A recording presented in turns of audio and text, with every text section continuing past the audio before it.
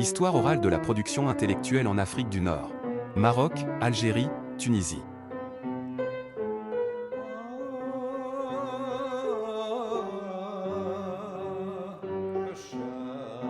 Sparkhet, c'est Slimane. Et merci beaucoup pour votre accueil.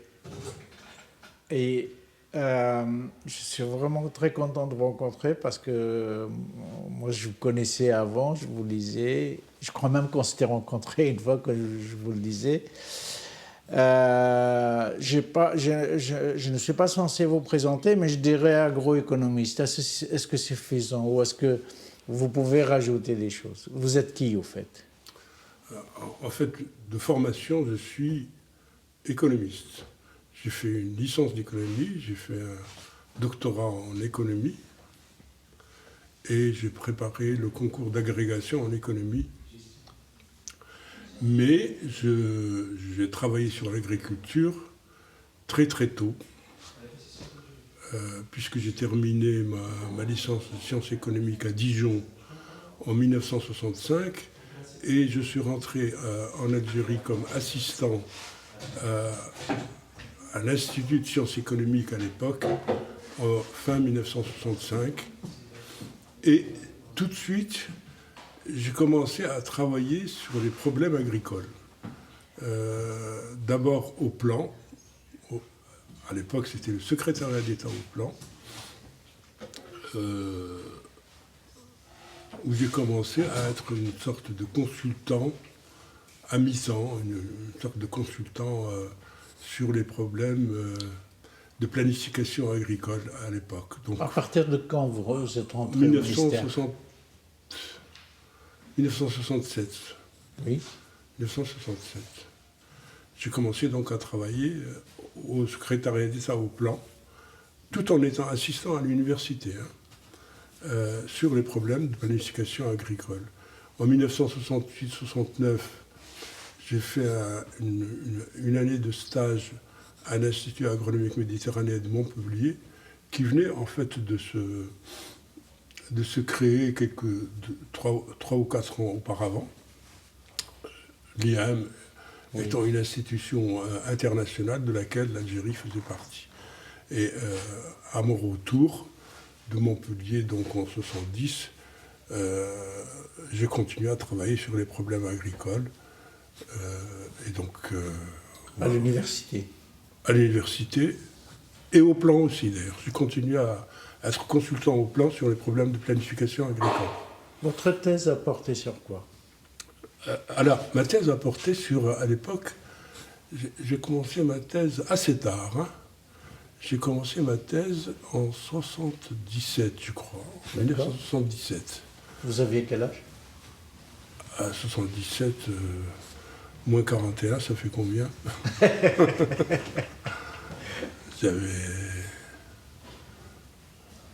Vous aviez 41 ans à l'époque? Non, moins. Non. Moins, 20, oui, c'est ça, 36, 37 ans, il me semble. D'accord. Oui, c'est ça. D'accord. Et donc, elle a porté sur l'histoire de l'agriculture algérienne de 1966 jusqu'à la fin des années 70. Donc 10 ans ou 15 ans, une sorte de bilan. Voilà, une sorte de bilan de l'agriculture. Thèse qui a été publiée à l'époque chez Economica à Paris. Oui. Tout à fait.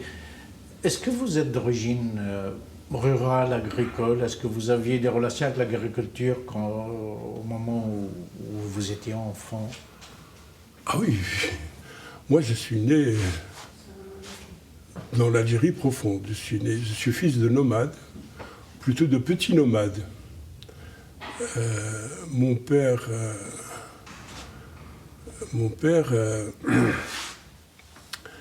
était berger. Bon, vous connaissez la société maghrébine. Oui. Donc, la tribu. Notre tribu s'appelle toujours d'ailleurs, la tribu des Ouled Sidi Nasser. Ouled Sidi Nasser. Et c'est où géographiquement localisé où? C'est entre leur localisation, c'est entre Aflou et El Boyab. Ok. Et c'est un. Vous savez qu'à l'époque de la colonisation, au moment du Senatus Consulte, toutes les tribus algériennes ont été délimitées dans un territoire géographique donné. D'accord. Et donc la tribu des Ouled Sidi Nasser, elle a été localisée donc à la frontière entre l'actuelle wilaya d'El Bayad et l'actuelle wilaya de la Gouate. D'accord. Et donc je suis né sous la tente.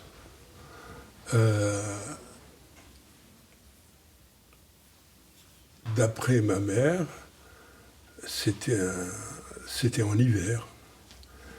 Et ça a été très très dur.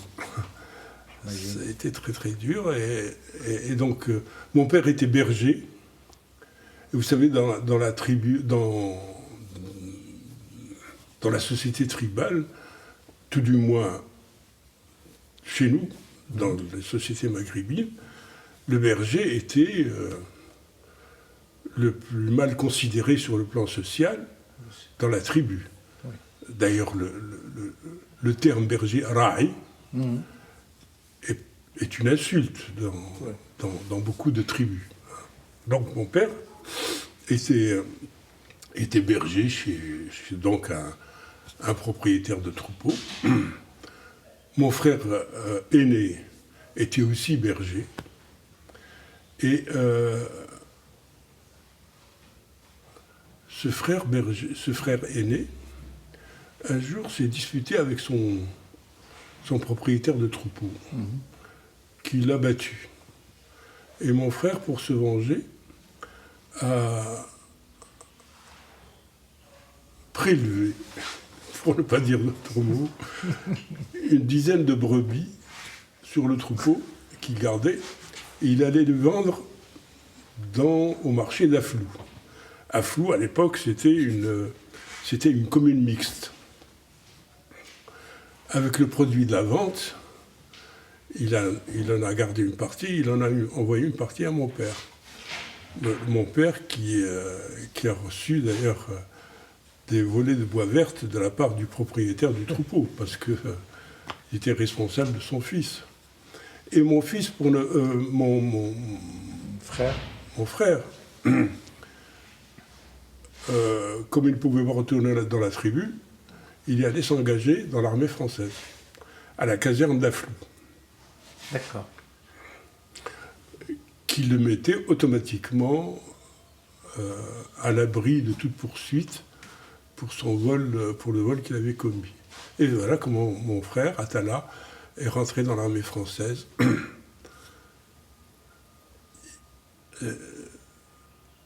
Il s'engage donc dans l'armée française. Et les premiers endroits où il est allé, c'est dans le sud algérois, du côté de Béchar.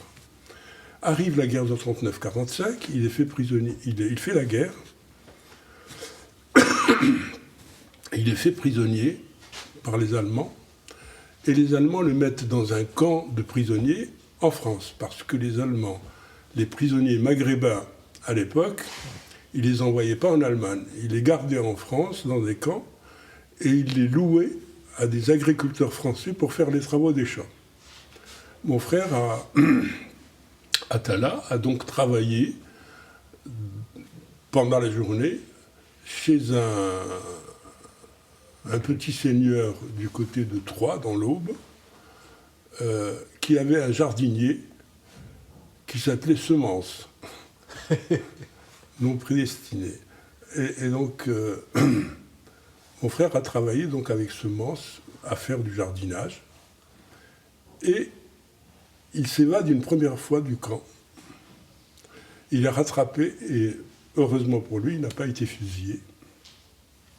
Il s'évade une deuxième fois, donc de Troyes, au sud de Paris, il est analphabète, il ne sait ni lire ni écrire, ni le français ni l'arabe. Il traverse toute la France, il arrive à Port-Vendre. Port-Vendre, c'est un port, un port qui est grand maintenant, juste à la frontière espagnole. Et là, il s'embarque clandestinement sur un bateau à destination d'Oran. Et c'est comme ça que je connais ma date de naissance. Pourquoi ? Parce que quand il débarque dans la tribu après s'être évadé, il prétend que j'avais 1 an. Et donc il est arrivé en 1942, et c'est comme ça que je sais que je suis né en 1941, sans connaître la date exacte de ma date de naissance. C'est superbe comme histoire. Et quand il est rentré, qu'est-ce qu'il a fait? Ah, quand il est rentré... Il a été réadmis dans la tribu? Ah, bien sûr. Oui. Parce que c'était quand même dans la tribu à l'époque, si je fais des comparaisons avec la mienne, par exemple, s'engager dans l'armée française. Il y en avait beaucoup qui l'avaient fait, mais c'est déshonorant. C'est quelque chose que... Non, pas du tout chez nous. Non, non, pas du tout. Bien au contraire, parce que c'est grâce à la solde qu'il envoyait à mon père que la famille n'est pas morte de faim. Parce qu'il ne faut pas oublier qu'on a subi quand même la famine dans les années 40. Hein. Et donc, pour continuer mon histoire, je suis donc d'un milieu vraiment rural. Hein. Et Atala s'est engagé immédiatement dans l'armée de De Gaulle, qui reconstituait l'armée d'Afrique. Et il fait le débarquement. Il fait le débarquement de Toulon, oui. Et il refait la remontée du Rhône et du Rhin avec l'armée française. Il est blessé, pas gravement. Et donc, à la fin de la guerre, il retourne voir la famille Semence. Oui, avec qui il avait travaillé. Avec qui il avait travaillé. Oui. La famille Semence, le père, la mère, 2 filles et un garçon. Et je suppose que Atala s'entendait très bien avec l'une des filles. Et il est arrivé ce qui devait arriver. Ils se marièrent.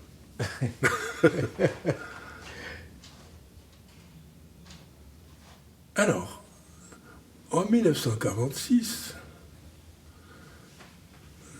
Atala revient.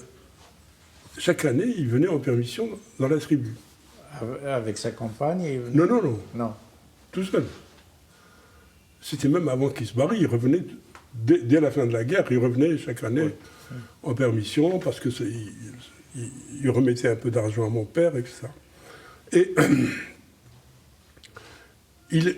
Atala n'était pas bête. Il s'est aperçu en fait qu'il ne pouvait pas monter de grade dans l'armée française parce qu'il ne savait ni lire ni écrire.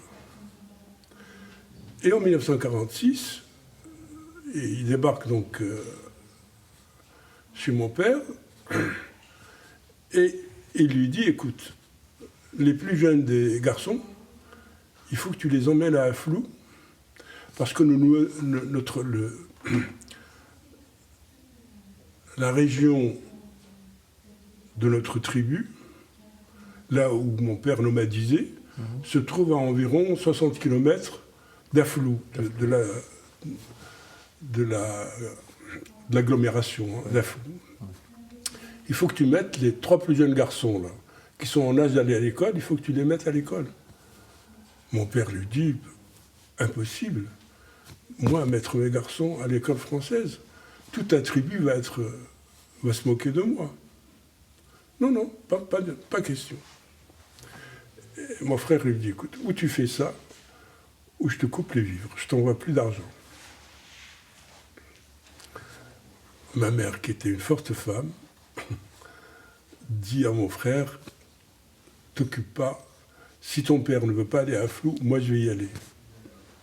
Et comme ça, pour monter sa tente, ben, il trouvera une autre femme. Pourquoi? Parce que dans notre société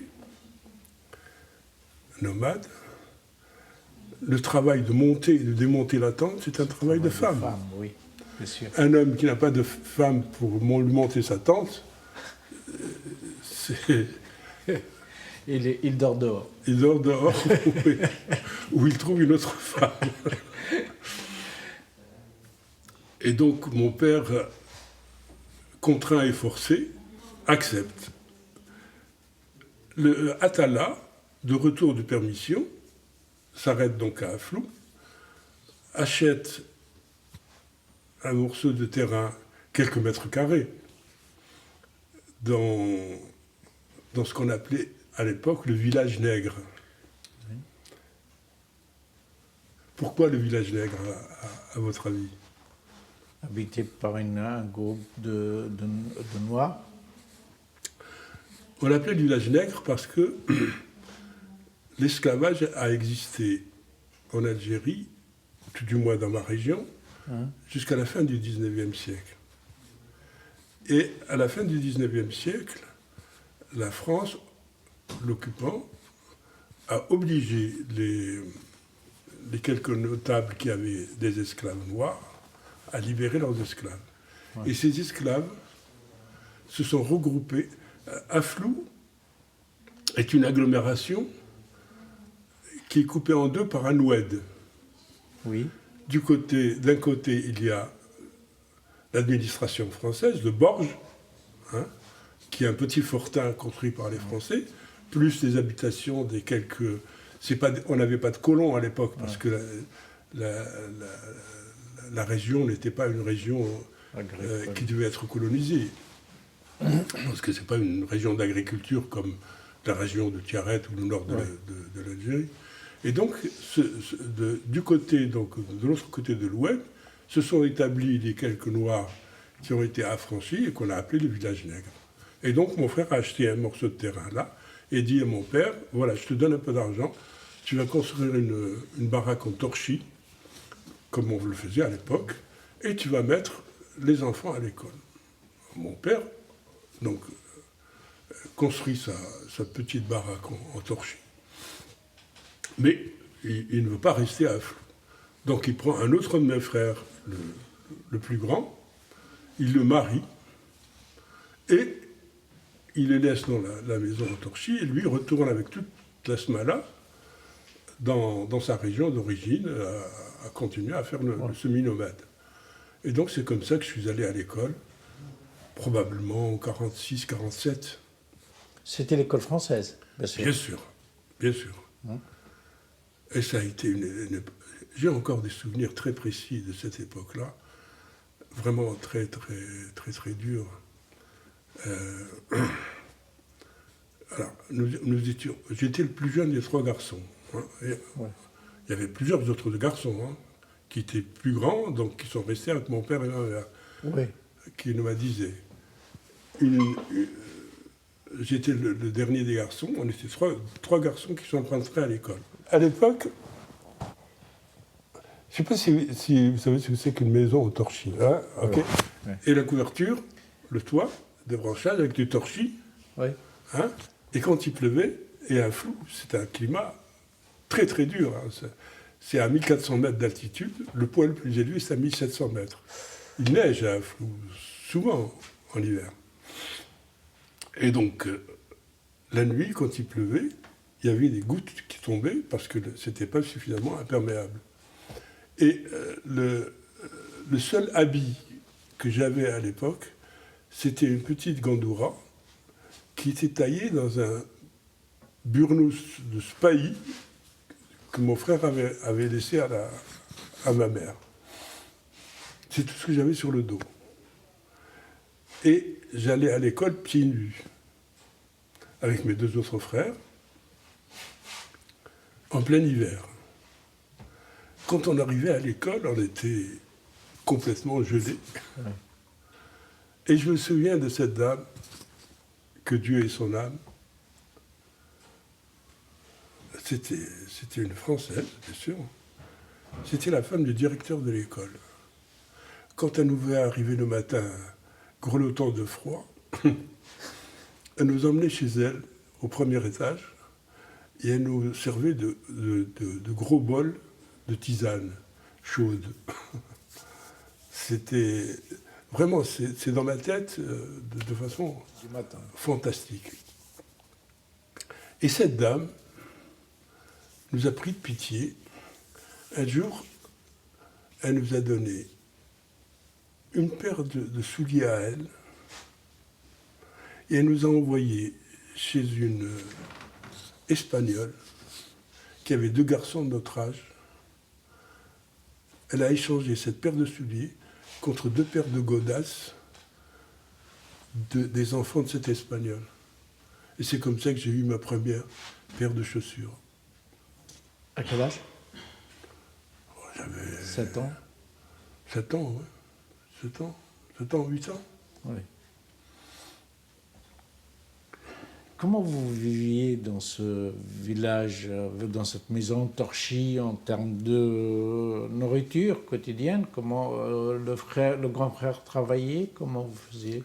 Bon, le grand frère était un manœuvre.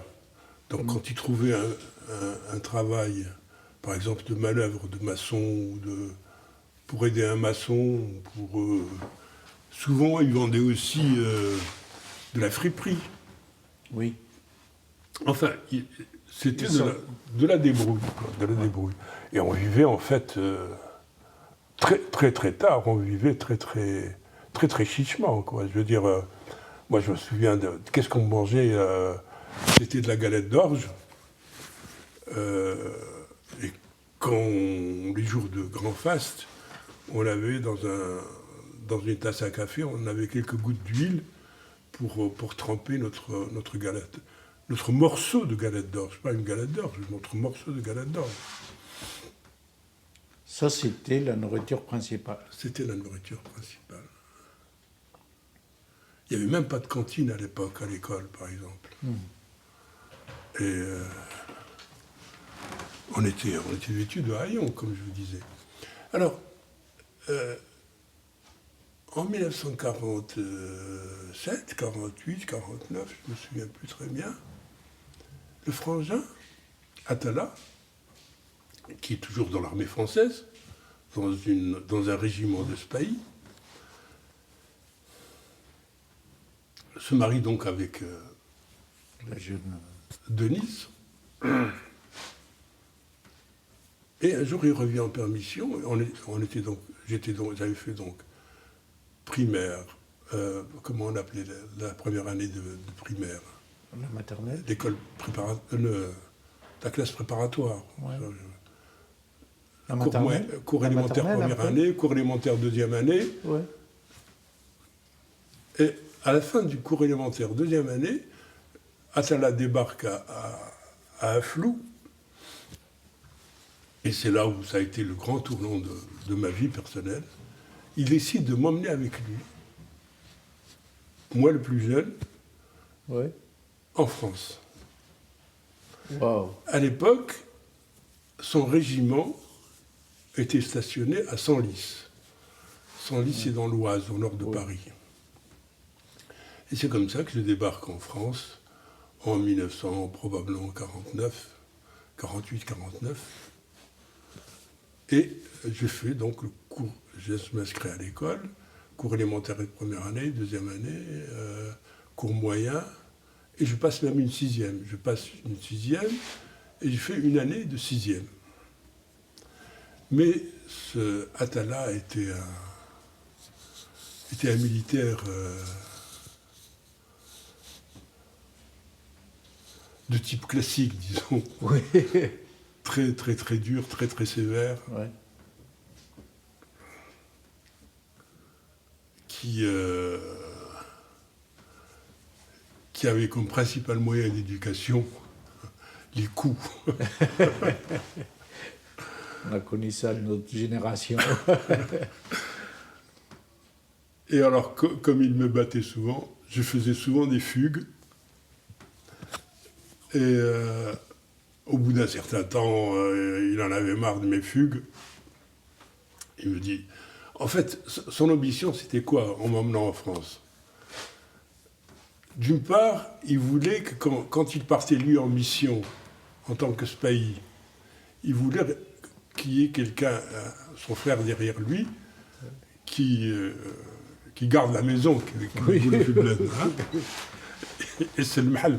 Oui, oui, oui. Avec sa jeune femme, c'était pas possible qu'il la laisse toute seule.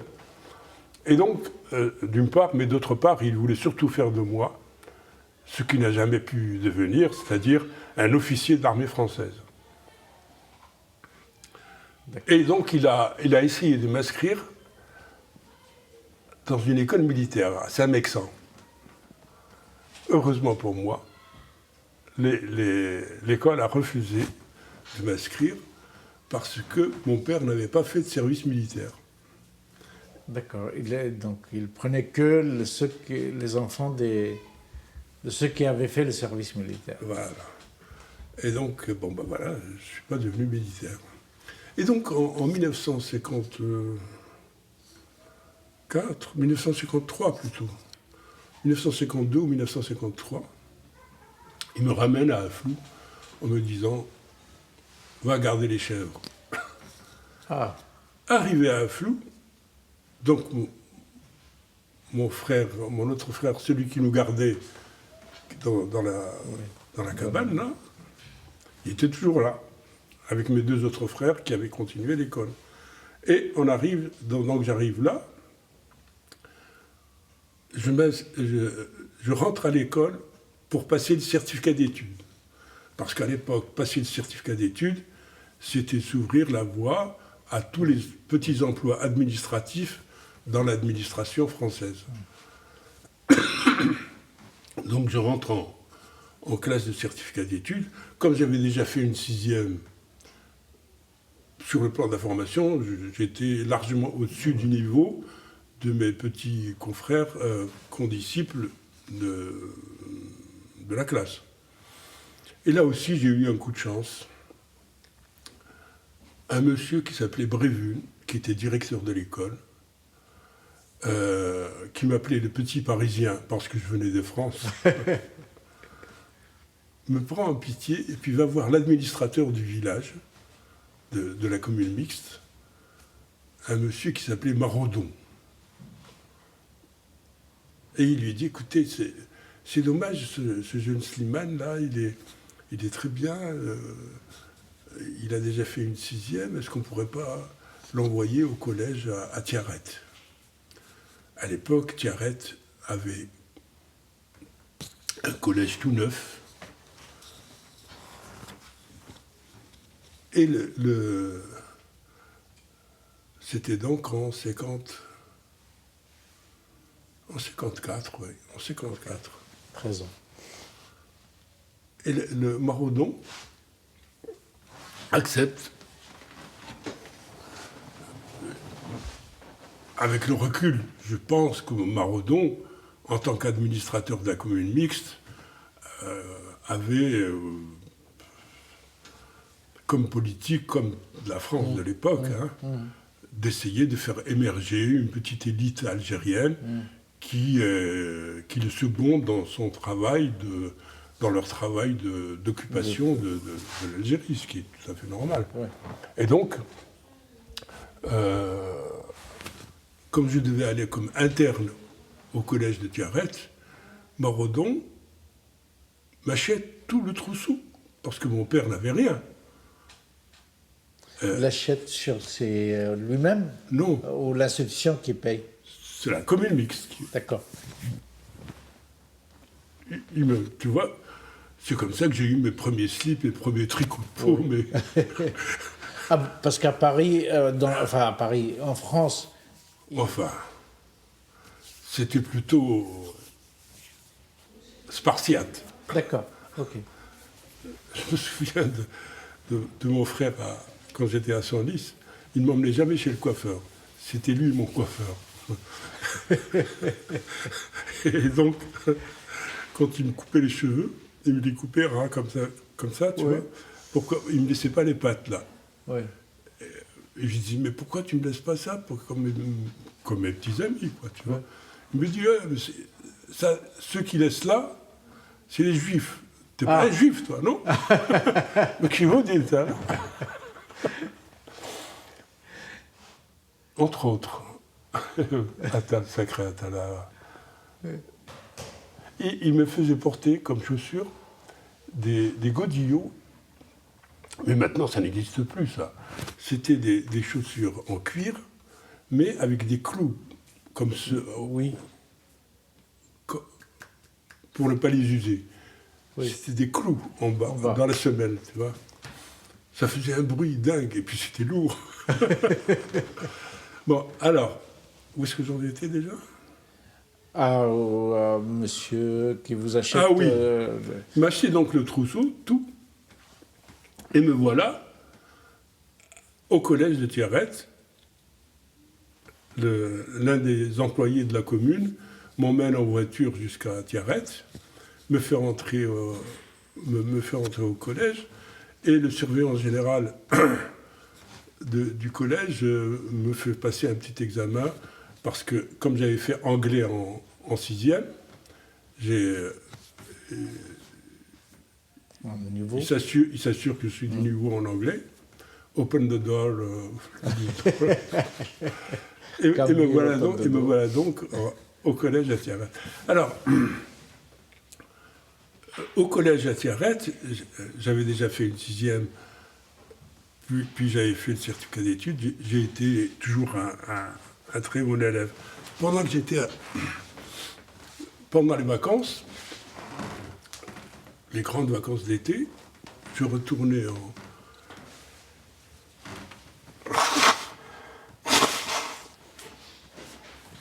quand je retournais à Flou,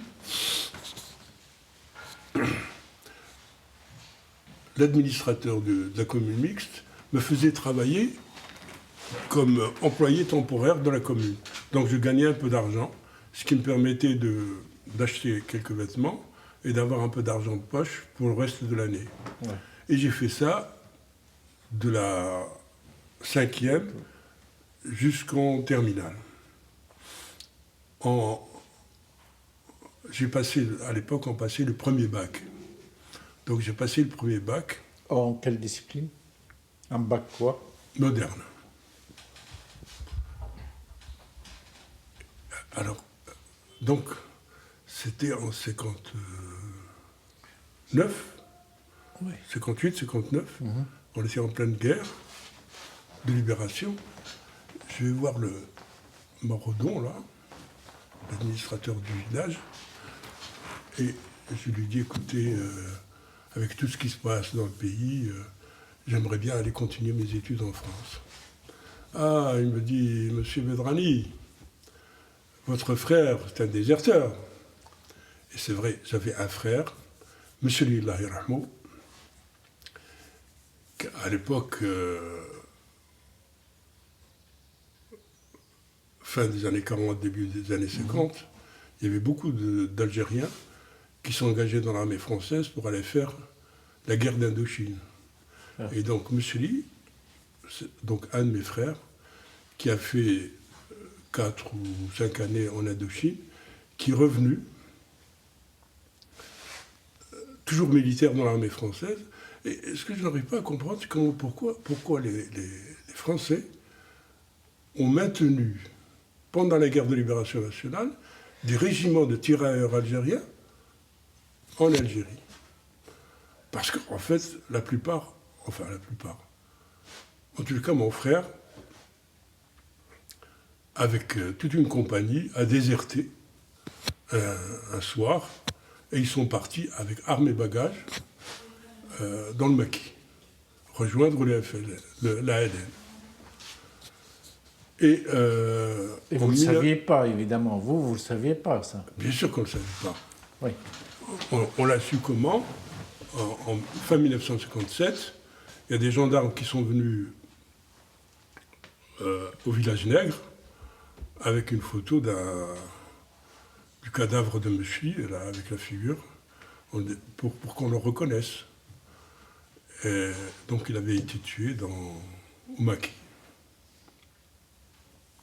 Et Maraudon me dit mais la France est reconnaissante, etc., etc. Bref, il me fait un laïus et il me dit ok, je veux bien t'aider. Où est-ce que tu veux partir en France? Moi, j'écris à une dizaine de lycées en France pour demander une place d'interne en terminale, en classe de terminale. Le premier lycée qui m'a répondu, ça a été le lycée Jacques Amiot à Auxerre. Et donc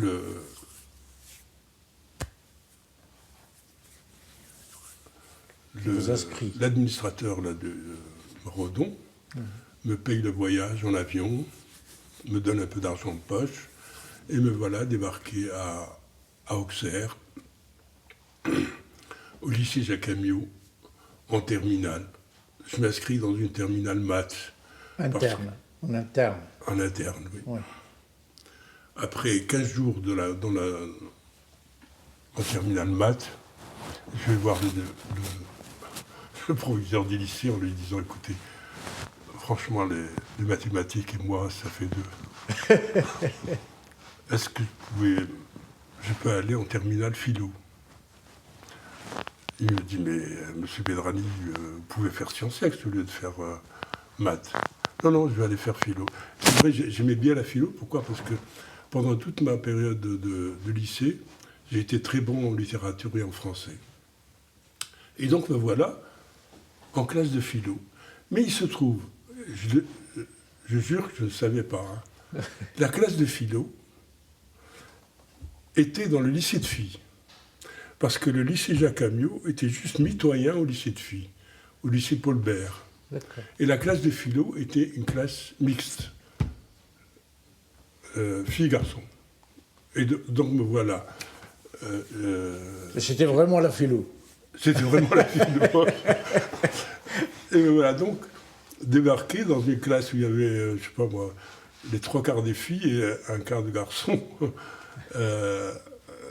Imaginez la culture que j'avais à cette époque-là, débarquant de mon bled algérien. Bref, ça a été une année riche en événements et en connaissances. Ouais. Et à la fin de l'année quand même, je suis allé passer mon bac, ma deuxième partie, à Paris. Pourquoi? Parce que j'avais pris en deuxième langue à parler. Et donc je réussis ma première partie de bac, et me voilà donc... Ah oui, quand je suis arrivé au lycée Jacques Amiot, un mois après, je fais une demande de pion, de maître d'internat. Et donc je commence à gagner un peu ma vie en étant maître d'internat, tout en étant en terminale. Et donc, Auxerre faisait partie de l'académie de Dijon. Oui. Et je vais donc m'inscrire à l'académie à Dijon en sciences économiques, en première année de sciences économiques. Au moment du bac, les parents sont encore en vie, vous étiez toujours en relation avec eux, vous envoyez toujours un peu d'argent quand vous pouviez ou... Non, je n'envoyais pas d'argent, pourquoi? Parce que d'abord, je n'en avais pas assez. Hein. Oui. Et d'une part, et puis d'autre part, mon père, grâce aux revenus, s'était un petit peu étoffé. Hein. Il avait déjà... Il n'était plus berger chez les autres, il avait son propre troupeau, grâce à l'argent qu'il avait économisé depuis plusieurs années. Alors... Et donc à Dijon, vous vous inscrivez à l'université à Dijon? À Dijon, oui. Ouais. Et tout en étant maître d'internat. Et à Dijon, je rencontre ma femme. On a un premier bébé. Et je termine ma licence fin 65. Votre femme, juste pour la précision, elle est française? Française, oui. D'accord. Une infirmière. C'était une infirmière. Et me voilà donc, fin 65, avec une licence d'économie, j'écris une demande d'emploi à l'université d'Alger et on me répond presque immédiatement en m'offrant une place d'assistant à la faculté d'Alger en économie. À l'époque, c'était la faculté de droit et de sciences économiques. Juste avant, vous faisiez philosophie au bac et vous allez à l'université pour faire des études d'économie. Pourquoi ce changement? Vous n'avez pas pensé à faire philosophie à l'université? Pour des raisons idéologiques, parce que je pensais que l'économie, c'était quelque chose d'important pour l'Algérie. Et donc, j'ai voulu faire économie pour ça, pour cette raison-là. Vous étiez politisé ou d'un seul coup, vous avez réalisé que c'était quelque chose d'important? En classe de philo, j'ai été quand même relativement, même très politisé, parce que je fréquentais beaucoup la gauche, le Parti communiste français à l'époque, hein, les gens de gauche d'Auxerre, quoi. Ouais. Je manifestais avec eux, etc. Donc j'avais quand même j'étais relativement politisé. Mais par exemple, quand j'étais à Auxerre en terminale, je n'avais pas de contact avec l'organisation du FLN en France. Ce n'est que quand je suis allé à Dijon, quand je suis rentré pour la première fois en cours, pour mon premier cours d'économie, que j'ai été abordé par quelqu'un qui est devenu un de mes vieux amis et qui l'est encore jusqu'à maintenant, Najraoui Abdelkrim Abdou, qui vient me voir en me disant etc.,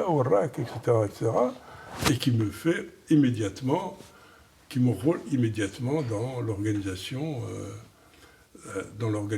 étudiante FLN de Dijon. Quelle année? C'était en 65. 65, d'accord. Ouais. Après l'indépendance. Attends, qu'est-ce que je dis? Non, pas en 65. C'était en 62. 62, juste 61, 1961. D'accord. Hein? J'ai passé mon bac en 61. Juste en 61. Oui. Et donc, économie.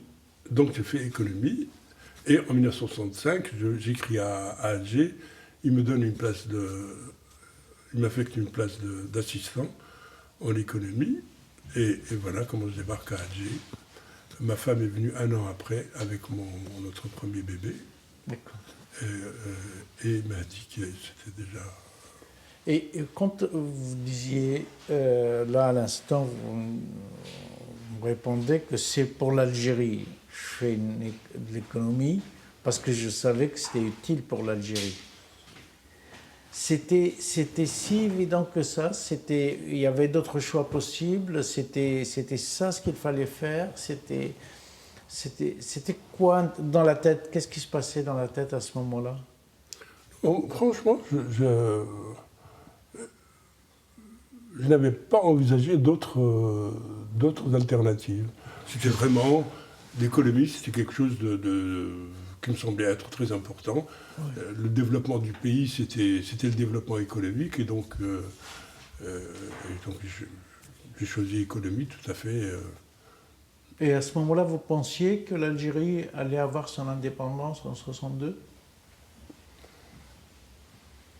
Ah, quand j'ai fait économie... Ah oui, ça ne faisait pas de doute, bien sûr. Oui, c'était évident. C'était devenu quelque chose d'évident. C'est une question de temps, absolument. Un peu de temps. Et... Absolument, oui. Oui, d'accord. Donc, il faut se préparer. D'accord, entendu. Et donc, vous arrivez avec votre licence ici, et vous avez un poste d'assistant à l'université d'Alger. À l'université d'Alger, avec... Qui était la seule dans le pays, non? Non, ce n'était pas la seule. Ah, il y avait Oran, il y avait Constantine aussi. D'accord. Et puis à Alger, je me retrouve dans ce milieu universitaire qui était aussi très intéressant. Moi, j'étais assistant avec le prof d'économie à l'époque, c'était Tiano, qui avait écrit un grand ouvrage, Le Maghreb entre les mythes. Et puis il y avait les gens du Parti communiste, il y avait Thiano qui était plutôt un libéral, et puis il y avait surtout tous les pieds noirs, pas les pieds noirs, pieds rouges qu'on les appelait à l'époque. Les pieds rouges, c'est-à-dire les coopérants français qui sont venus aider l'Algérie à remplir les postes vacants en matière d'économie, en matière d'enseignement. Hein. Et c'est comme ça que Fatima Oussedir a dû vous parler de cette époque-là aussi.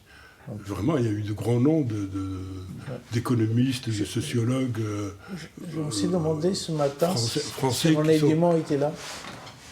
René Dumont est passé en Algérie plusieurs fois, mais il n'a pas enseigné ici. D'accord. Mais Bourdieu, d'autres des sociologues dont je ne me souviens plus le nom, mais qui sont devenus célèbres en France. Vraiment, ces années-là ont été des années de foisonnement intellectuel en Algérie absolument fantastique. Disons, dans les années 60 et jusqu'à la moitié des années 75, c'était vraiment extraordinaire comme foisonnement intellectuel en Algérie. L'Algérie, à l'époque, c'était la Mecque du tiers-monde. Hein, c'était, bien sûr. Et vous étiez dedans? Ah oui, on était en plein dedans. Avec des relations personnelles, vous allez chez les uns et les autres, vous rencontrez, les conférences, les cours, tout ça. Absolument, oui. D'accord. C'était vraiment extraordinaire. Puis on avait encore des étudiants qui étaient formés à l'école française. Moi, je me souviens, en tant qu'assistant, quand vous allez faire mes séances de TD, mes étudiantes, mes étudiants,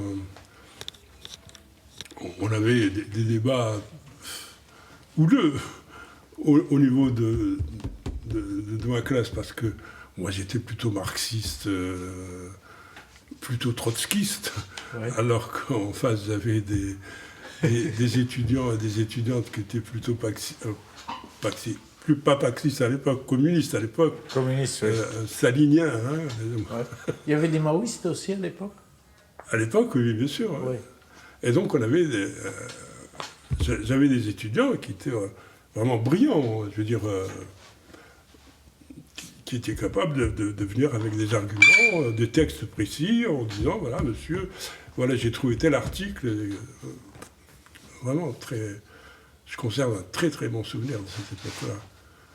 Et du bouillonnement intellectuel qu'il y avait à cette époque-là. Et les textes, comment ils les trouvaient? Parce qu'avant, évidemment, il y a une époque, il n'y a pas d'Internet, donc bon. Oui. Ça veut dire que les livres, les textes étaient faciles d'accès dans ce pays? On est 2-3 ans après l'indépendance. Il y avait quand même... enfin, il y avait ce qu'il y avait à l'époque. Hein, je veux dire... oui, bien sûr, évidemment. On trouvait des revues, quand même. On trouvait des... L'université et notre faculté étaient abonnés à des revues, bien sûr. Et des livres aussi? Et des livres, oui, bien sûr. Oui. Il n'y avait pas une sorte de... ça, c'est entre parenthèses, mais... moi, je suis tunisien, je veux dire, on n'avait pas accès à des livres, c'était interdit, c'était censuré. À l'époque, il n'y avait aucune censure. Hein. Ça, je m'en souviens très bien. Donc un livre communiste qui sort je ne sais pas où dans le monde pouvait arriver en Algérie facilement. Oui. On achetait les œuvres complètes de Lénine dans toutes les librairies d'Alger à l'époque. D'accord. Moi, j'ai acheté les œuvres complètes de Marx dans une des librairies d'Alger, hein, dans la collection La Pléiade. C'était subventionné? Non. Non. D'accord. Et la bibliothèque de l'université, quand vous arrivez, c'était quoi cette bibliothèque? C'était une bonne bibliothèque? C'était quoi? Riche? Bien. C'était une bonne... La bibliothèque de Sciences Éco, hein, oui. C'était une bonne bibliothèque, oui. D'autant plus qu'on avait une femme directrice de cette bibliothèque, qui était Madame Guérouge, qui était une militante communiste de la première heure, hein, Oui. qui s'occupait très bien, qui s'occupait très bien de la bibliothèque, et qui nous commandait tous les ouvrages qu'on voulait. Hein. À l'époque, il n'y avait pas de contraintes en matière d'achat d'ouvrages et de revues. Fin des années 60, début des années 70, hein, je parle. D'accord. Et les étudiants, je reste un peu là-dessus parce que je pense que c'est des détails qui sont importants. Les étudiants qui fréquentaient l'université à ce moment-là, c'était en gros, sans trop charger le mot, de quelle classe sociale ils provenaient? C'était plutôt des familles aisées? C'était n'importe qui? C'était quoi? Je crois que y avait un peu de tout, hein. Il y avait un peu de tout. Pourquoi? Parce que n'oublions pas qu'on était déjà à la fin des années 60. Hein. Oui. Donc on avait déjà 8 ans d'indépendance. Oui. La plupart des jeunes qui rentraient à l'université, c'était des gens qui avaient déjà connu une partie de l'école française, classique, et ensuite une partie de l'école algérienne, post-indépendance. C'était des jeunes qui étaient plutôt bien formés en français. Donc, capables de disserter sur un texte de façon à peu près normale, etc. Tu vois. Et il y avait, je pense, déjà un commencement d'ascension sociale assez important, même à l'époque. Enfin, à partir des années 70, c'est sûr que les classes populaires ont massivement intégré l'université. Hein. Grâce à un système de bourse, donc à des prises en charge. Scolaire, tout est gratuit, du primaire jusqu'au supérieur. Hein. Et interne.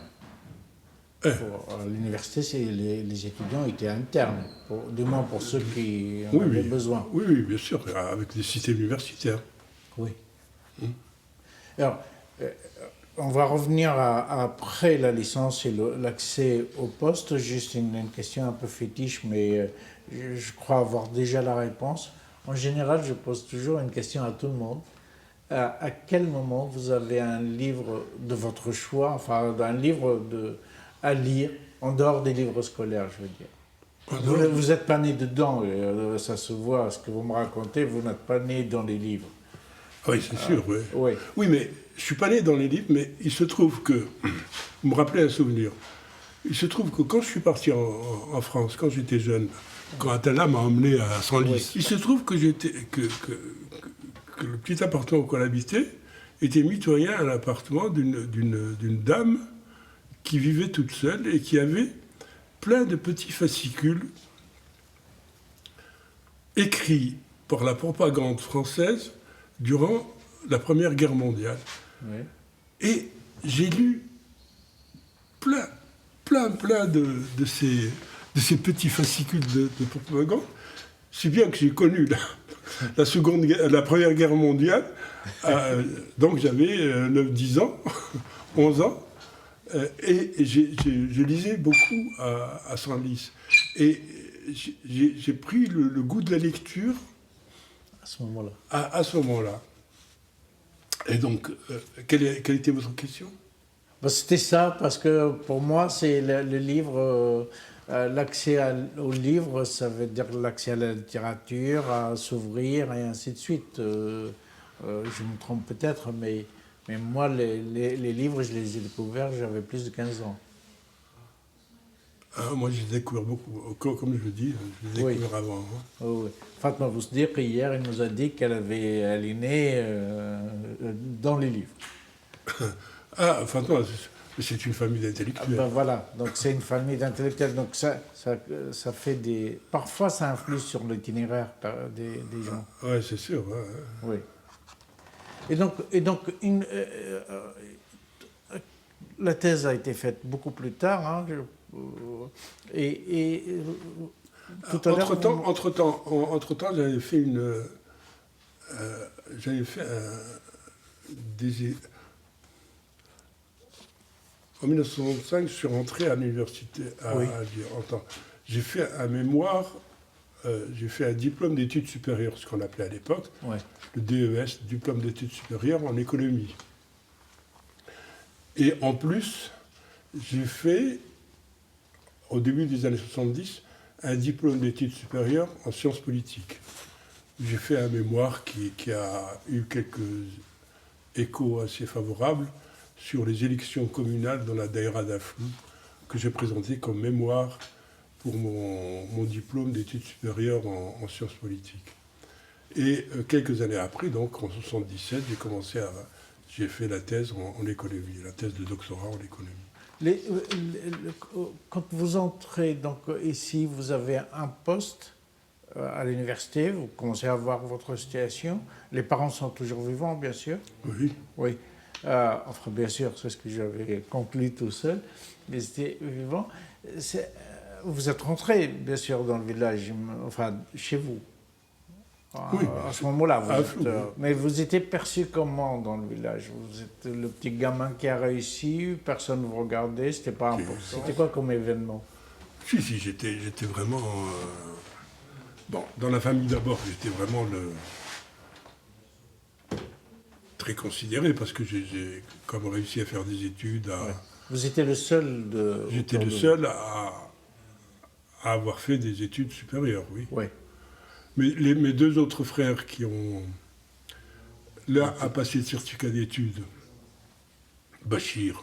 Oui. Il a passé le certificat d'études et il rentrait comme petit employé aux impôts, je crois, à Afflou. Et puis il s'est engagé dans l'armée française. Et il a fait toute la guerre de libération nationale dans l'armée française. Je crois qu'il a...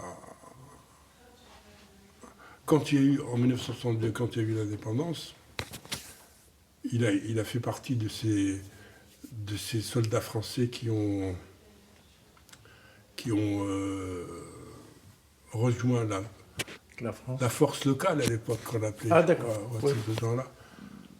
Bref, mais je crois que... Et puis, donc il a été démobilisé de l'armée française, et en tant que civil, il est retourné travailler aux impôts. Et le pauvre, je crois qu'il en a tellement vu pendant cette guerre de libération qu'il est devenu alcoolique. Il est mort de ça d'ailleurs. L'autre frère, Nasser, lui, il n'est même pas arrivé au certificat d'études, mais il a fait des petits boulots aussi au niveau de l'administration communale après l'indépendance. Et puis, une fois que j'ai gagné un peu d'argent, je l'ai aidé à investir dans une automobile. Bref, il s'est débrouillé. Il a terminé relativement à l'aise. D'accord. Alors, à quel moment vous êtes appelé à rejoindre le ministère? Alors, c'est qu'en 67, quand c'est arrivé d'ailleurs, je ne me souviens plus comment c'est arrivé. Mais en tous les cas, en 1967, je suis rentré au ministère du Plan comme consultant, hein, pas comme employé définitif, à temps plein. Hein. Puisque vous avez déjà un poste à l'université. J'avais déjà un poste à l'université. Et donc là j'ai trouvé un jeune coopérant français qui est devenu plus tard député en France. Comment il s'appelait ce gars-là? Je ne me souviens plus de son nom. Et qui était aussi un économiste et qui m'a appris beaucoup de choses en économie, en matière d'agriculture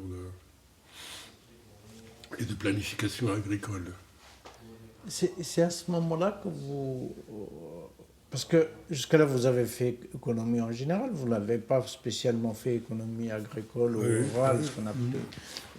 C'est au moment où vous rejoignez, en tant que consultant, donc le ministère du Plan, que vous commencez à vous intéresser à l'agriculture. Cette expérience au ministère, c'était quoi? En gros, ça consistait en quoi, votre travail? À l'époque, c'était vraiment très intéressant parce que à l'époque, on voulait être une économie planifiée. Hein. Oui. Et donc, tout ce qui était investissement public en matière d'agriculture et d'hydraulique agricole passait par le plan. C'est-à-dire quand le ministère de l'Agriculture décidait d'investir pour développer l'irrigation dans telle région, il faisait un dossier qu'il envoyait au plan, qui décidait d'accorder cet investissement ou de ne pas l'accorder. D'accord. Donc, moi, j'étais en charge d'examiner les projets d'hydraulique agricole et d'agriculture quand ils arrivaient au plan, pour donner mon avis en tant qu'économiste sur la bonne tenue de ces projets. Et une fois que vous validiez, si Enfin, même en personne, enfin ou avec vos collègues, c'était, par exemple, si vous validez, c'était bon. C'était bon, oui. D'accord, c'était vous. Et donc le ministère du Plan disait au ministère des Finances, voilà, ce projet, il faut le financer. Et après, c'est le ministère de l'Agriculture qui gérait. Qui gérait, bien sûr. Et donc, tu comprends bien que quand un dossier comme ça nous parvenait, au niveau du plan, bon, on faisait bien sûr notre travail d'évaluation, et on allait sur le terrain, etc. etc. C'est comme ça que j'ai appris un peu ce qui se passait dans l'agriculture. Oui. OK? Wow. Et est-ce que, juste, c'est presque vraiment par curiosité, est-ce que vous avez regretté après une validation d'un projet, un projet X quelconque, est-ce que vous avez en tête quelque chose que vous avez validé mais que vous avez regretté après? Pas à ma connaissance. Non? Pas à ma connaissance. Non.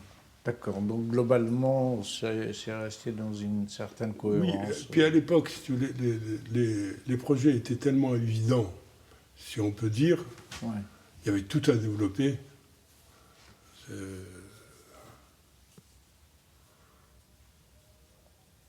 On n'avait pas de problème très important en matière de décision.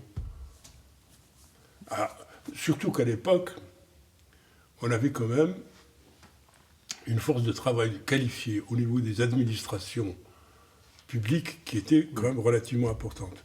Donc quand on recevait un dossier, le dossier était relativement bien ficelé. Et ça, c'est un héritage de l'administration française? C'est un héritage de l'administration française. Les fonctionnaires étaient algériens? Les fonctionnaires étaient algériens, mais il y avait aussi beaucoup de coopérants.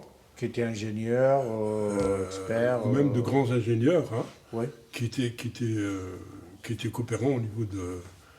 Et qui étaient des gens, en général, des gens de gauche, hein, des gens vraiment intéressés par le développement économique de l'Algérie, quoi. Vous avez quelques noms en tête? Oh non, j'ai pas de nom. Non. J'ai pas de nom en tête. Et vraiment, sur le plan technique, j'ai beaucoup appris. Quoi. Par exemple, tout ce qui est hydraulique agricole à l'époque, c'est là où j'ai appris vraiment ce que c'était que l'hydraulique agricole. Qu'est-ce que c'était qu'un forage, comment on fait un forage, qu'est-ce que c'est qu'un piézomètre, qu'est-ce que c'est que les techniques de l'hydraulique agricole. J'ai appris ça avec des ingénieurs français du service des études hydrauliques à l'époque, le SES. Il y avait vraiment de braves gens qui ils passaient des heures avec moi pour m'expliquer leur travail d'hydraulicien, quoi. C'est vraiment... C'est presque une deuxième formation. C'est presque une deuxième formation. Hein. Et c'est resté dans la tête. Hein. Maintenant, je suis incalable sur les problèmes d'hydraulique agricole. Enfin, les grands problèmes, je veux dire, les problèmes techniques de base, quoi. Oui. Et au ministère du Plan, est-ce que je me trompe où il y avait Nadir Marouf à ce moment-là? Non, Nadir Marouf n'était pas au plan à l'époque, non. Non. Il est beaucoup plus tard. Oh, c'est plus tard. Pas au plan, mais je l'ai connu beaucoup plus tard, Marouf, à l'université. D'accord. Est-ce que vous seriez toujours, enfin, comment dire, c'est pas une question uniquement idéologique, mais est-ce que pour vous l'économie planifiée, ça vous semble quelque chose d'important dans le développement d'un pays? Je parle des pays du Sud surtout. Est-ce que c'est une solution à la situation actuelle dans plusieurs pays, revenir à l'économie planifiée? Est-ce que c'est quelque chose qui...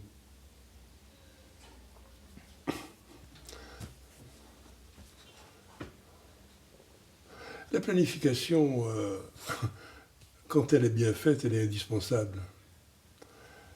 Mais si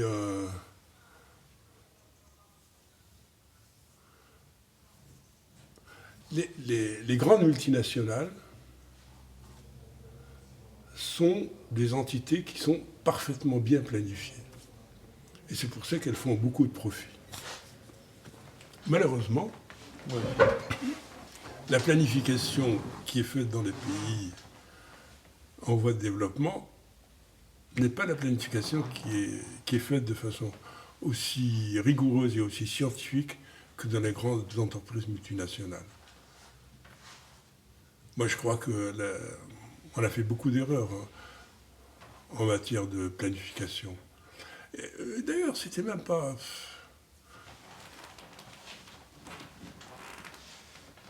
À l'époque, il y a eu beaucoup d'investissements qui ont été faits de façon pas du tout planifiée. Tout simplement parce qu'il y avait un responsable qui avait assez de poigne à un certain moment pour décider de faire telle chose à tel endroit. Voilà. Comme quoi, par exemple? Je sais pas moi, décider de faire une usine de pâte à papier à Saïda parce qu'il y avait de l'eau souterraine.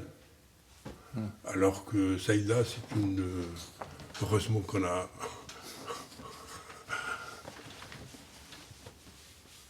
Je sais pas moi, c'est faire une sucrerie de la betterave à sucre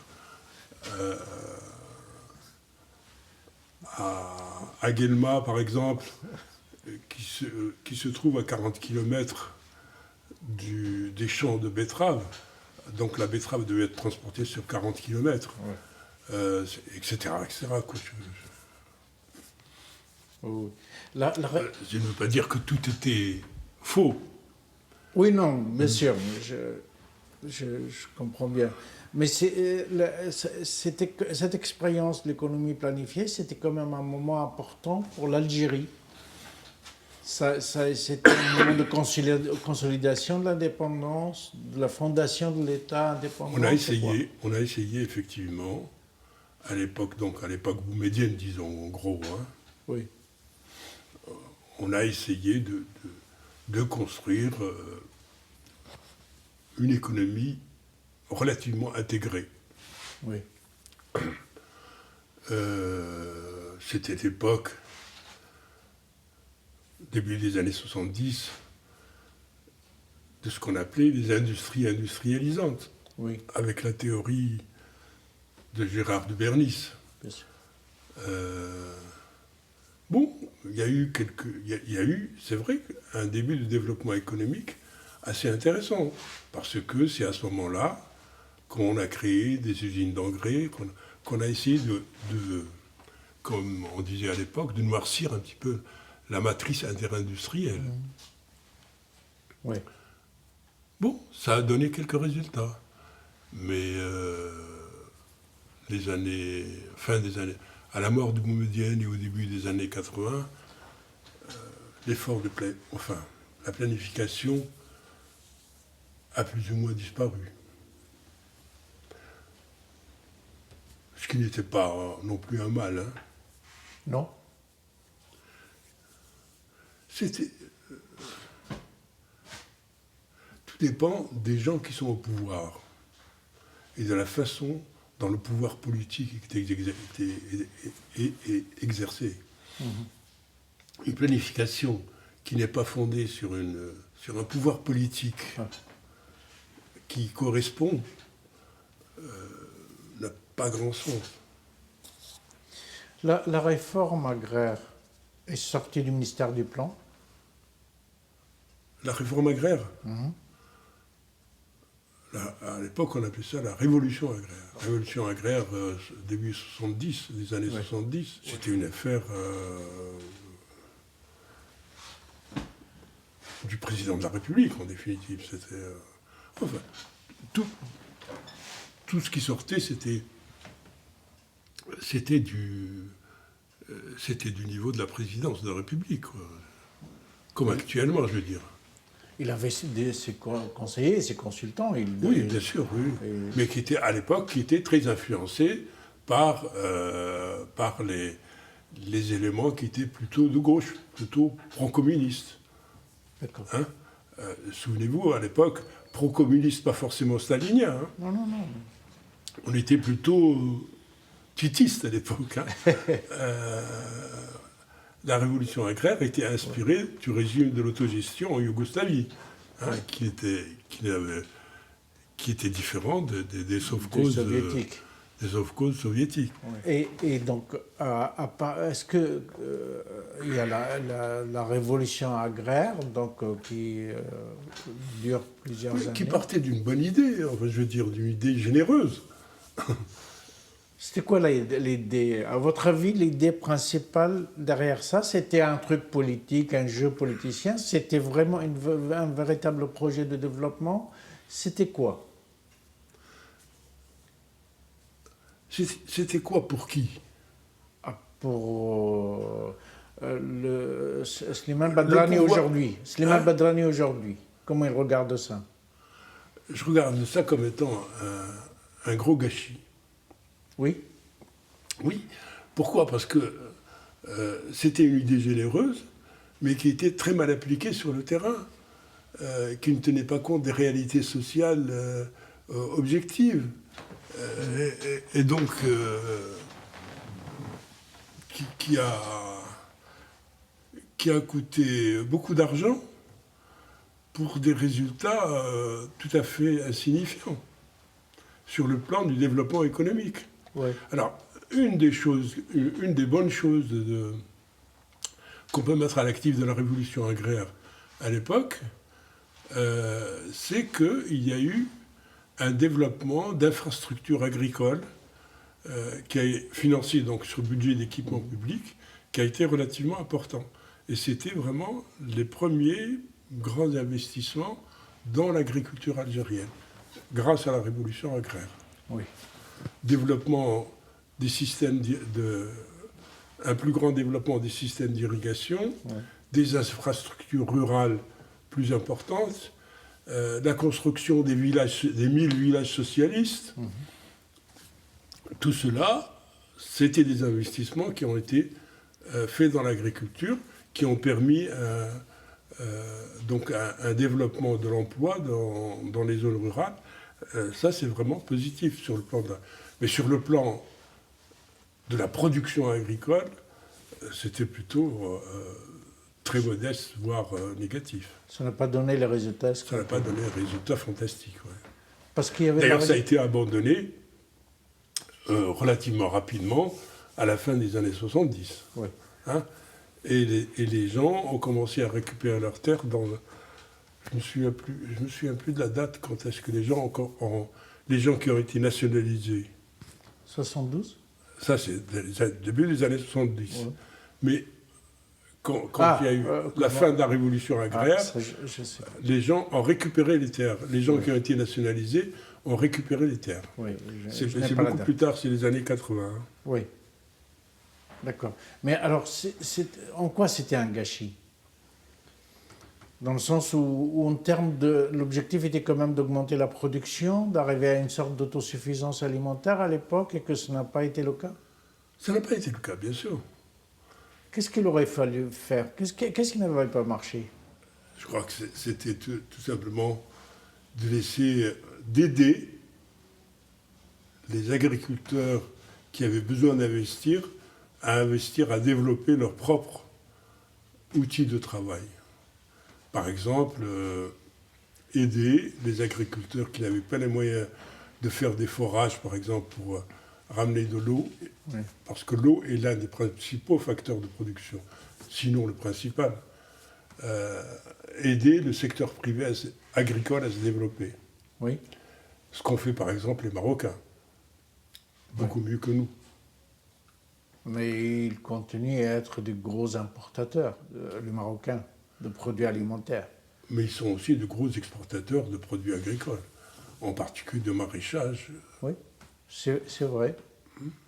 Mais ça n'a jamais été la ligne algérienne de devenir un gros exportateur. Non, ça a été plutôt l'inverse. Ouais. Oui. Nous, l'Algérie a visé, dans le cadre de la planification globale, Ouais. a visé d'abord la satisfaction du marché intérieur, ça c'est vrai. Produire pour le marché intérieur, intérieur. Mm. D'accord. Et est-ce que si vous comparez, je sais que vous connaissez l'expérience tunisienne et d'autres expériences, c'est l'égyptienne. À mon avis, vous connaissez tout ça. C'était quoi la différence fondamentale? C'était en Tunisie, c'est la résistance des grands producteurs essentiellement qui a fait échouer l'expérience tunisienne. Pour aller très vite, hein. C'est les gros producteurs. La Tunisie a connu cette période de planification avec Ben Salah, je crois. Oui, bien sûr. C'est ça. La même période. Oui, 62, 63. À la même période. Oui. Mais C'est un autre modèle. c'est notre modèle. Ouais. Et puis, je pense que la Tunisie, après cette période Ben Salah, a laissé se développer le secteur privé de façon assez importante. Bien sûr. Et c'est comme ça que, par exemple, cette fameuse région maraîchère-là, qui s'est beaucoup développée au centre de la Tunisie. Sidi Bouzid. Sidi Bouzid. Sidi Bouzid, voilà. Ouais. Les années 80, je pense. Mais ça a vraiment démarré, ça a commencé à prendre, c'est 92. C'est là où on a commencé à avoir des grandes productions. Et Sidi Bouzid est passé d'une région qui n'existait pratiquement pas sur la carte agricole. Qui était une région pastorale. Pastorale, pratiquement pas. Et aujourd'hui, c'est la première région productrice en Tunisie. De maraîchage, oui. Mais c'est des choses destinées à l'export essentiellement. Ah, À l'export. On exporte, des fruits et légumes? essentiellement. Hein? Hors saison. Mais l'agriculture algérienne s'est développée surtout à partir des années 80. Hein. Oui. Avec des investissements, surtout des investissements privés. Par exemple, tout ce qui, enfin avec beaucoup d'aide de l'État aussi. Hein. Par exemple, dans les régions sahariennes, l'aide de l'État a été décisive pour la création de grandes exploitations agricoles privées.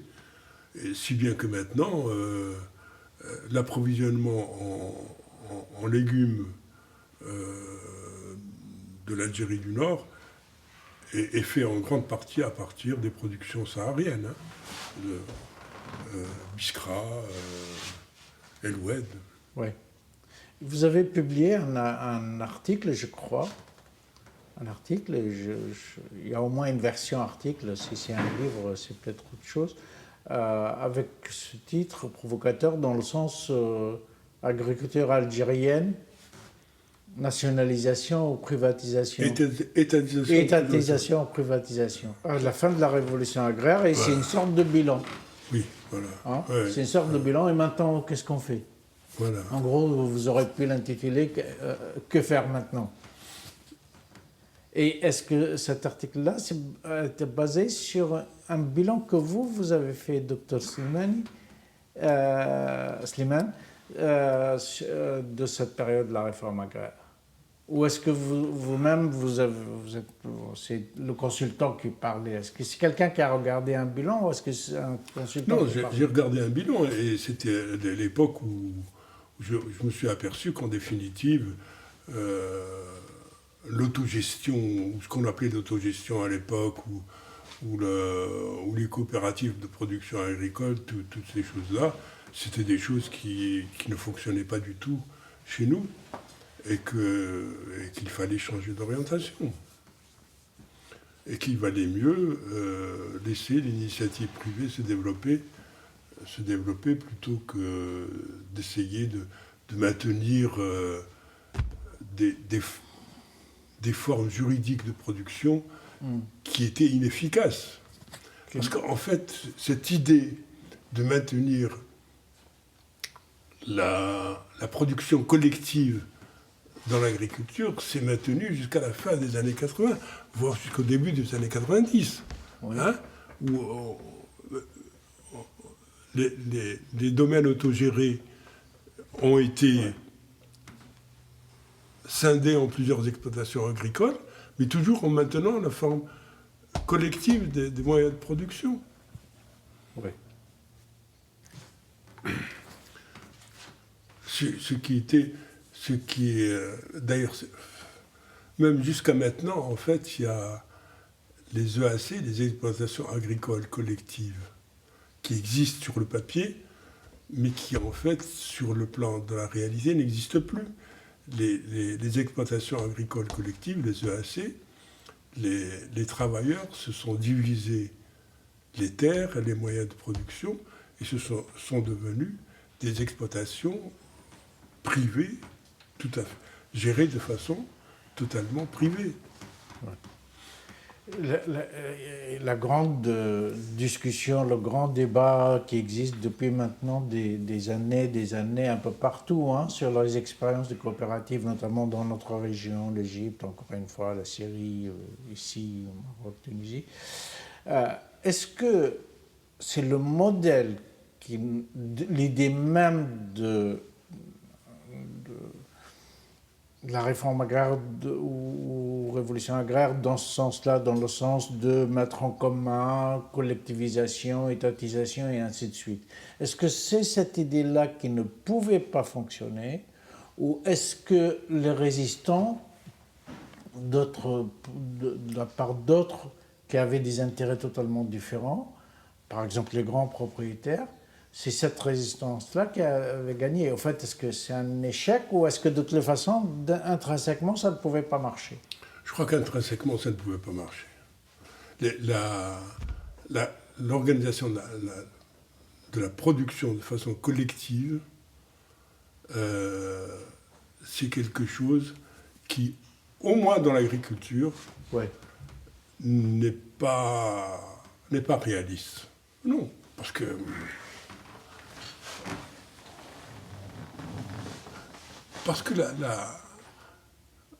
le formatage des individus, la façon dont la société fabrique ses membres, ne correspond pas à cette idée qui peut être viable de produire collectivement des biens ou des services. Si, ça n'a rien de culturel, si. Pourquoi ça n'a rien de culturel? Non, je pose une question. Est-ce que c'est nos sociétés qui ne pouvaient pas accepter le modèle ou est-ce que c'est si on se déplace, je ne sais pas, au Pérou, au Vietnam, ça pouvait marcher? Donnez-moi un pays où ça a marché. D'accord. Donc, ça ne pouvait pas marcher. Ça ne pouvait pas marcher. D'accord. Est-ce que je tente une dernière question sur cette discussion-là. Est-ce que le mal ne vient pas chez nous, hein, le large, chez nous large, est-ce que le mal ne vient pas de la disparition des ce qu'on appelle les communs, en fait? C'est comme là où la propriété collective... Parce qu'ils ne correspondent plus à l'état de la société. Par exemple, dans la steppe, oui, qui est ma région natale, et les terres arches, oui, qui appartiennent donc de façon collective à l'ensemble de la tribu, oui, étaient exploitées, pas de façon collective, mais chaque éleveur avait son troupeau et utilisait les parcours de la STEP comme bon lui semblait. C'était possible tant que la population était petite. Mais dès lors que la population augmente et que la superficie de la steppe, elle, reste stable, qu'est-ce qui va se passer? Il va se passer que les gens, petit à petit, vont essayer, puisque la population augmente, ils vont essayer de protéger l'espace sur lequel ils faisaient pâturer leurs troupeaux. Donc ça veut dire qu'il y a eu, petit à petit, appropriation privative, avec la loi du plus fort, hein, appropriation privative des espaces steppiques. Donc la propriété collective des terres steppiques a petit à petit disparu. Si bien que, à l'heure actuelle, par exemple, hein, les terres tu ne peux pas aller pâturer dans un endroit si cet endroit n'est pas reconnu par tes voisins comme étant mes terres. Ta propriété de facto. Oui. Donc la propriété, les terres communes étaient exploitées de façon traditionnelle tant que la population était très limitée. Dès lors que la population et les besoins deviennent importants, cette propriété commune disparaît. D'accord. À quel moment... C'est un peu la même chose. On regarde par exemple ce qui se passe sur le plan maritime. Ce qui se passe entre la France, le Royaume-Uni, etc., pour les zones de pêche. Ouais. C'était des zones de pêche qui étaient communes à tout le monde. Mais à partir du moment où le nombre de pêcheurs et les besoins sont devenus extrêmement importants, chacun veut essayer de préserver. Donc ils privatisent en fait. Ces richesses. Vous restez... vous êtes toujours à l'université, mais le ministère, vous continuez à travailler avec le ministère, vous avez continué longtemps après Le ministère de la Planification. J'ai arrêté en fin des années 70. Il y a toujours un ministère de planification officiellement? Ils ont refait un ministère, je crois, des statistiques et de la planification. D'accord, ok. Et vous vous concentrez progressivement sur votre travail de chercheur et d'enseignant? Uniquement sur les problèmes d'économie et de sociologie agricole et alimentaire. Et toujours ici à l'ENSA? Non, avec un prof d'économie qui s'appelle Binachnou.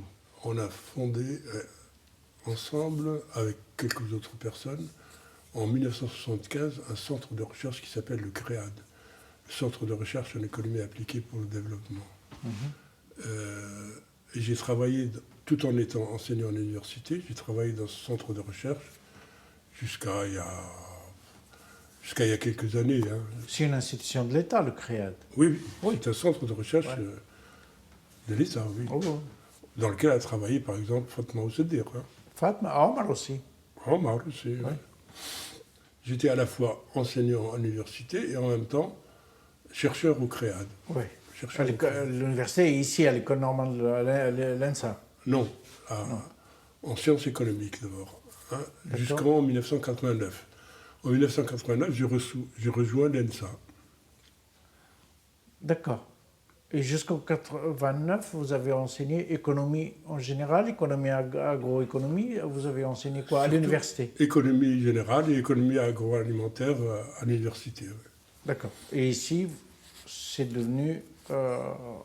économie agricole et alimentaire. Ouais. Jusqu'à la retraite. Vous continuez encore, mais jusqu'à la retraite officiellement, quoi. Oui, c'est ça. Ouais. Et vous avez évidemment dirigé des thèses et des masters. Oui, tout à fait. Oui.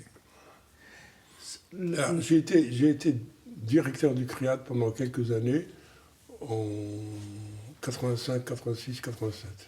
Et là, vous étiez déchargé des cours? Non, j'étais toujours à l'université, mais j'ai été directeur du CREAD. J'ai dirigé le CREAD pendant 3 ans, je crois. Mais j'y suis resté ensuite après, en tant que chercheur, tout simplement. Et pour vos publications, pour vos recherches et publications, vous vous êtes concentré sur quoi essentiellement? Essentiellement, moi, mon problème a toujours été d'essayer de répondre de façon aussi opérationnelle que possible aux questions que se posent à la fois les agriculteurs dans leur propre travail d'agriculteur, essayer de résoudre les difficultés auxquelles ils étaient rencontrés, et essayer d'aider les responsables politiques de politique agricole à mieux orienter leur politique agricole et leur politique alimentaire. Ça, c'était vraiment les grandes lignes directrices du travail de mes travaux de recherche. Toujours dans la poursuite de l'idée de l'utilité, je rentre parce que c'est utile pour mon pays, je fais économie pour le... Parce que, je suis plutôt contre les recherches de type strictement académique. Ouais, ouais. C'est pas que je sois contre, hein, mais disons que c'est pas ma priorité en tant que chercheur. Vous êtes toujours consulté, j'imagine, par les autorités, enfin par les acteurs politiques? Non. Non? J'ai collaboré avec Omar Saoud, par exemple, Ouais. plus la collaboration avec des chercheurs universitaires, comme par exemple Rachid Benaïssa. Quand il y a un ministre qui était plutôt proche des universitaires, on collaborait avec lui. Mais disons que la plupart du temps, la collaboration avec le ministère de l'Agriculture, ils ne la veulent pas. Au niveau de l'administration agricole, ils n'aiment pas qu'on mette notre nez dans leurs affaires. C'est l'un des problèmes de l'agriculture algérienne. Je te donne un exemple. L'Algérie dépense des devises de façon relativement importante dans l'importation de génisses pleines à partir de l'Europe, en particulier à partir de la France. Ouais. J'ai fait, il y a combien, 15 ans ou 20 ans, j'ai fait une étude,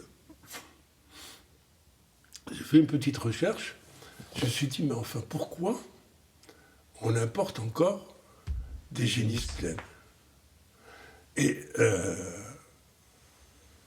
j'ai pris toutes les importations de génisses pleines depuis 1964 jusqu'à il y a 10 ans, je crois.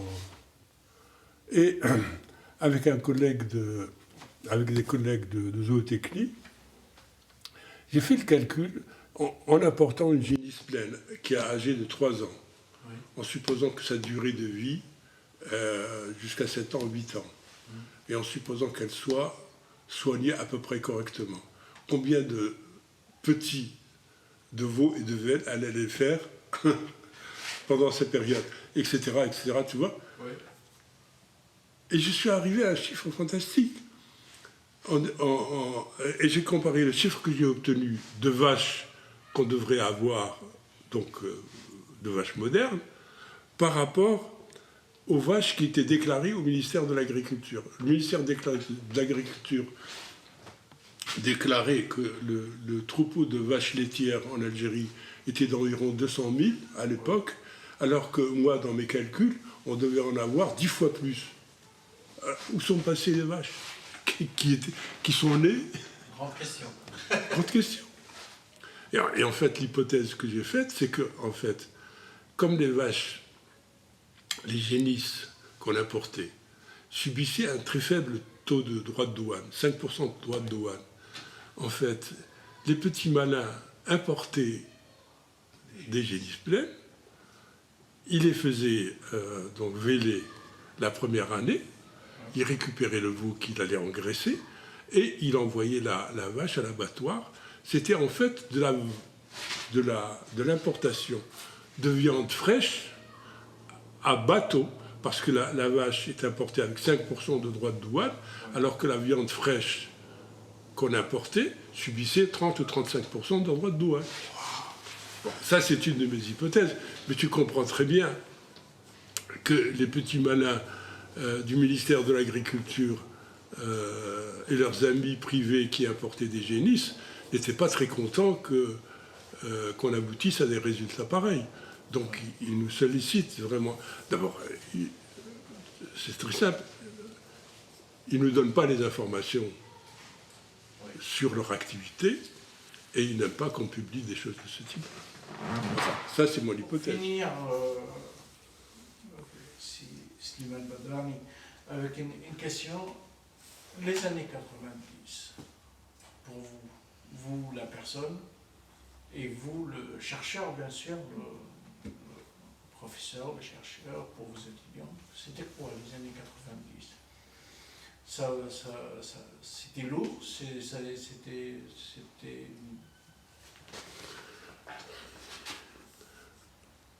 Enfin, c'était quand même terrible. Hein. C'était quand même terrible. Et enfin, moi, je me demande comment j'ai pu en réchapper. Parce qu'on a reçu des menaces ici en tant que prof. Je me souviens très bien des lettres que m'a envoyées la cellule locale des terroristes en me disant vous quittez l'enseignement, sinon vous allez en subir les conséquences. Vous l'avez reçu directement? Ah oui, absolument. Et malgré tout, je n'ai pas quitté. Et il ne m'est rien arrivé, alors qu'on a eu quand même beaucoup de collègues qui ont été exécutés, hein, qui ont été tués. Une collègue qui a été tuée à l'entrée, là, à son bureau. Un autre collègue d'économie qui a été tué dans sa maison, là, dans une des fermes de l'INA. Un autre collègue qui a été tué dans son bureau. Et moi, je crois que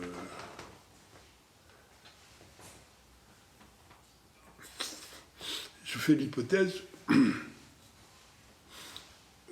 que j'ai été protégé probablement par mes voisins, parce que j'habite pas loin d'ici, moi.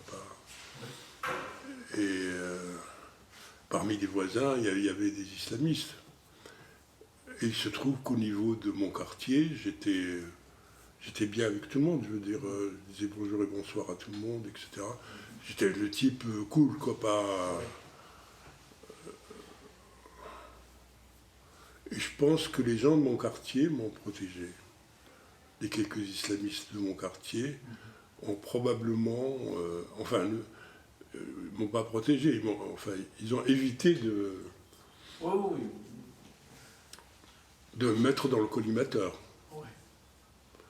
Peut-être parce qu'ils pensaient que je n'étais pas un type qui était dangereux pour leurs intérêts, peut-être, hein, je ne sais pas.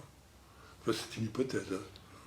Et ça a eu des conséquences en termes de travail? En termes de travail, c'est sûr. D'abord, on ne pouvait plus sortir faire des enquêtes sur le terrain. Or, des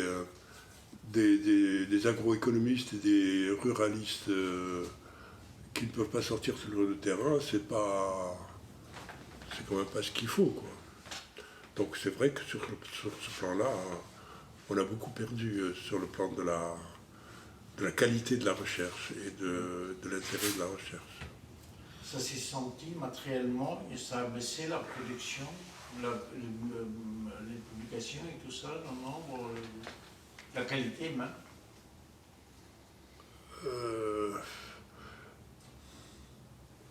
Pour les quelques personnes qui... Je crois que la quantité et la qualité de la production ne dépendent pas seulement de ça. Hein.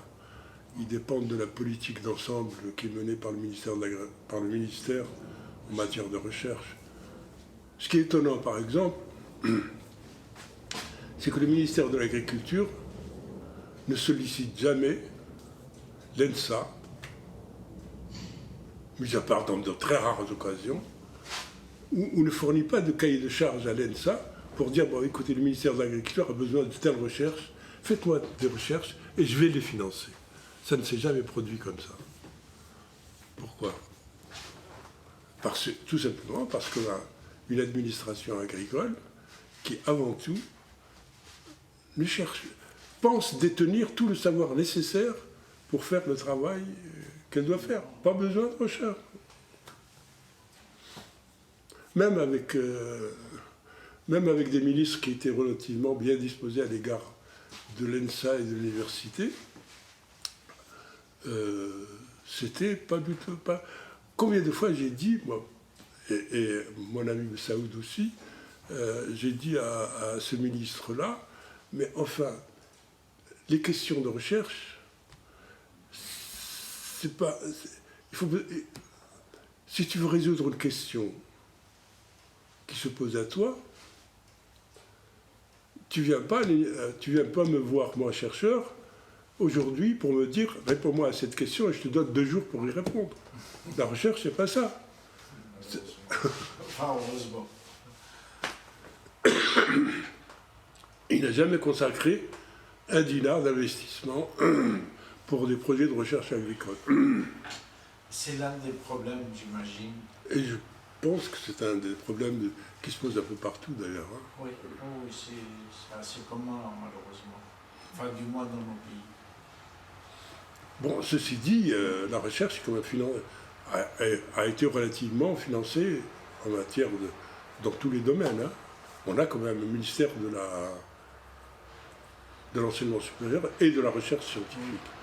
Et donc on a eu des programmes qui ont, par exemple le CREAD, j'ai dirigé pendant longtemps le département d'économie et de sociologie rurale au niveau du CREAD, on a eu des programmes de recherche qui ont été financés. Hein? D'accord. Okay. Donc c'est juste une séparation entre la recherche du Et le ministère de des l'Agriculture écoles et les autres ministères qui pouvaient, voilà. Notamment pour vous, le ministère de l'Agriculture. C'est ça le problème. Tout à fait. Merci infiniment, vraiment.